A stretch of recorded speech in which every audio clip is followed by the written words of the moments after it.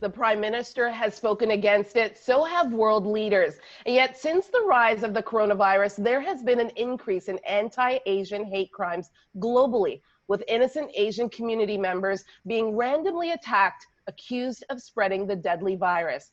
Joining me today to talk more about this sad state of affairs is James Yi, pastor and actor, Bob Fu, founder of China Aid, and Canadian Senator Yonah Martin. Thanks for joining us today, all. Thank you. Great to be Thank you, here. Maggie, for having me.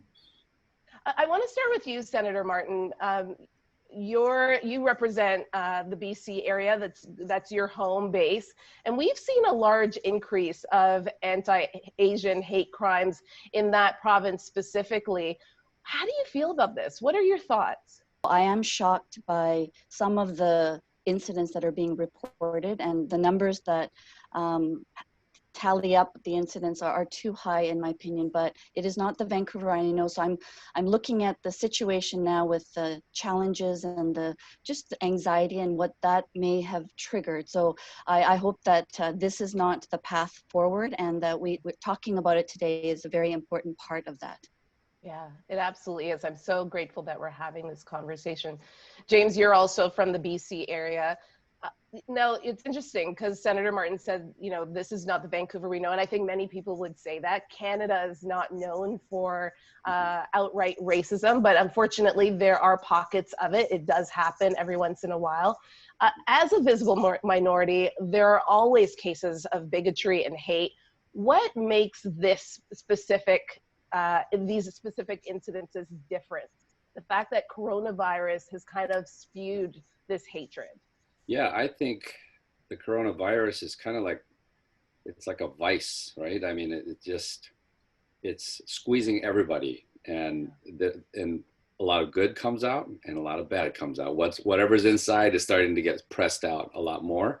I don't think that these cases reflect British Columbia, you know, as a whole, for sure. I think these are, I mean, there's too many cases for it to be just something to go, it's just small little isolated cases. But at the same time, I don't think it reflects British Columbia as a whole, for sure. I have, in my experience, I have not experienced that kind of racism, but I just think racism will never go away. It's always there, and I think under certain circumstances, it gets pressed out a little bit more. Yeah. What were your thoughts when, I don't know if you've seen the video of the 90-year-old man that was pushed out of the store, or the recent story of the woman that was waiting for the bus and was punched in the face? Yeah. What did you think when you saw those? I am shocked, but not shocked at the same time.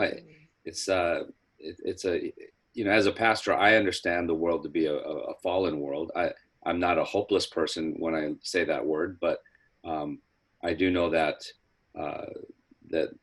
that whatever's inside is just, it's there, you know. And I think as Asians, we can get angry, we can stand up for it and everything, but at the same time, I think we have to go beyond just yelling, you know, and saying it's an outcry or whatever, you know, but or outraged about injustice. But I think we can educate people and try to model good humanity. I think that's the best thing we can do.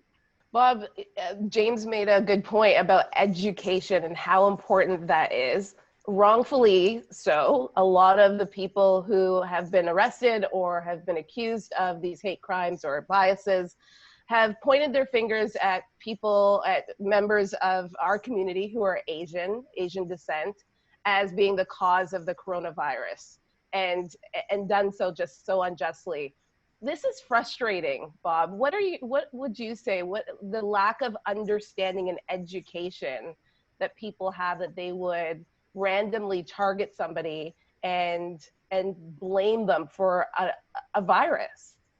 As another pastor, we know this is a fallen world, and but I told my children, I mean, fortunately, none of my children, most of them were born here in the U.S.